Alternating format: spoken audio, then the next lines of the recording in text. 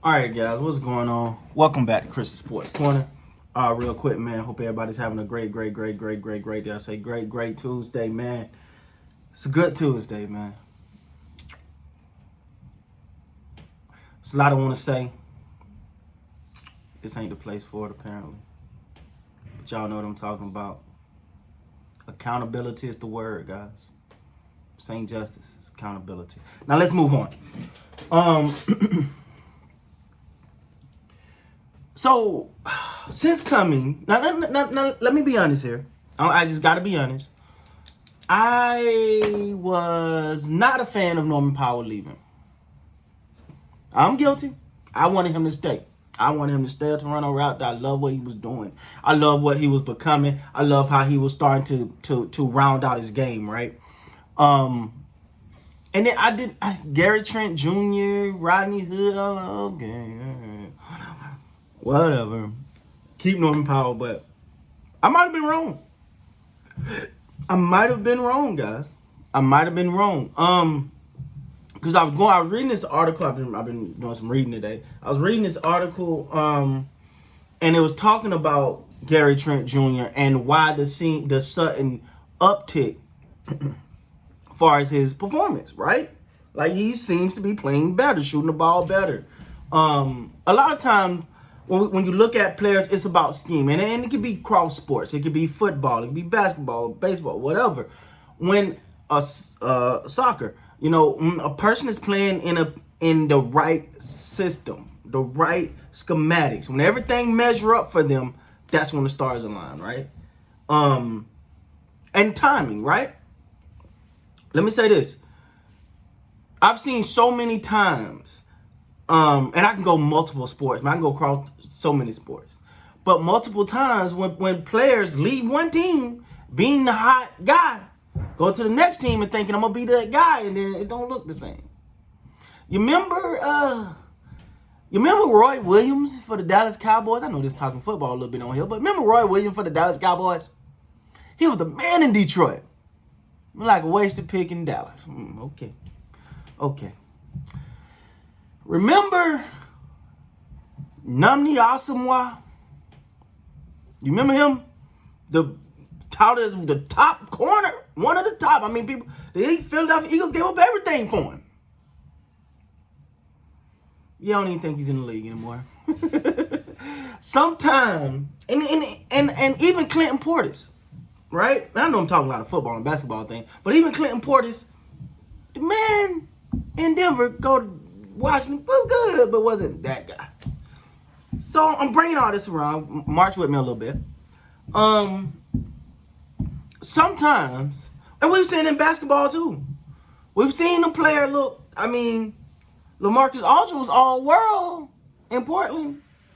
Get to San Antonio, don't quite look the same. Kevin Love, the man in Minnesota, the man. Leave, it don't look the same. Don't quite look the same. It's the way it goes. Sometimes it's not just about the player's skill. Sometimes the player's skill have to fit. It has to fit what the team does. Gary Trent Jr. And I'm reading this article and I want to give credit to it. Credit to the person that wrote it on Fansided, I think. And they go on to talk and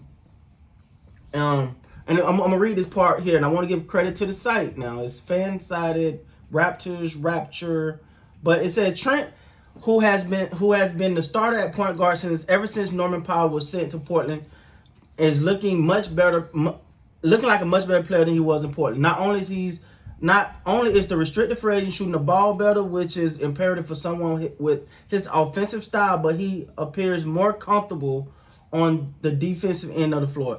It's become clear that Terry Stotts, who's the coach for the Portland Trailblazers, was not using him right in Portland, as Trent was often playing out on the wing in order to accommodate the presence of Damian Little at point guard and C.J. McCollum at shooting guard. Nurse moved him over to the 2 guard, and the results have been electrifying. Since making the move to shooting guard with Toronto, Trent has been lighting it up, including last night's contest, and this thing's article written yesterday, Trent was averaging 20 points per game, 45% shooting, 42% from the three since March 31st, loss against Oklahoma City. Per Cleaning Glass, Trent was averaging the most point per possession of any small forward in the game. But the Blazers allowed 1.2 points per possession with him on the floor. With Toronto, the number has dropped to 1.1 points per possession, good for 64th percentile across the league. Now, I can go on and on. They got some great stuff in here about him. But it just shows, man. Like, he literally went from Portland to the Raptors. Played the 3. Nick Nurse, he blows. He's a 2. Put him at a 2. Put him at a 2. Flourished. Right? Now, you got to also understand when you're playing along with C.J. McCollum and a Damian Lillard that those guys are stars and those guys are going to be they're going to get the bulk of the work, the bulk of the work, the bulk of the shots. They're the franchise. That's who the team look to for points.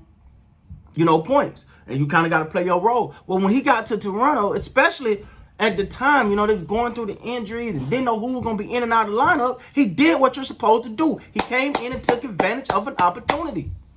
And he came in and wasn't afraid of the moment. See, a lot of times when guys come into a new situation, they don't want to be too aggressive. They want to kind of be mellow, fit in, see how everybody like them, see how they like everybody. Gary Trent, they come in and he's like, hey, man, I'm here to ball. I got an opportunity, and I'm going to show it. So what he done was now you look at all his numbers, boom, boom, boom, boom. They skyrocketed because he seen the opportunity, took advantage of it, and did what he was supposed to do, and got put in his natural position. So a lot of time we like to criticize me personally. I criticize Nick Nurse on his rotations all the time. I think he's one of the most stubborn coaches when it comes to his rotations. He will not change them. Whatever he came up with originally is what he's trying to stick to. I respect it, but sometimes I think you got to be a little bit more fluid. But Nick Nurse deserved the credit for seeing this guy as a 2, not a 3. And you say, all right, boom, he going to put him at a 3. I mean, he's going to put him at a 2, moving from the 3 where Portland had him at, and boom, everything took off from there. So, the only problem now is, can you keep him? That's going to be the biggest issue. I think he's flourishing right now. I think he's making a great campaign, not only to the Raptors, but to the rest of the league of what he actually can be when put in the right position and put in his natural spot. It's important to play your part, play in the position that you want to play in, that you're designed to play in, that match your skill set. So hats off to Nick Nurse for seeing where this guy plays best and putting him there. And hats off to Gary Trent Jr. for seeing the opportunity and saying, I'm going to take advantage of this. I'm going to do what I got to do on this one. I'm going all the way with this one. I'm going to take advantage and raise my stock, and that's what he did. So the secret has been for Gary Trent Jr. is that he's officially in his right position at the 2 guard. Now, how that goes for the future, we'll see. But with that being said, guys, please like, comment, subscribe, and below, let me know what you think about this and how much credit do the Raptors deserve. And can they keep him? That's a big question. Until next time, man, you guys be good.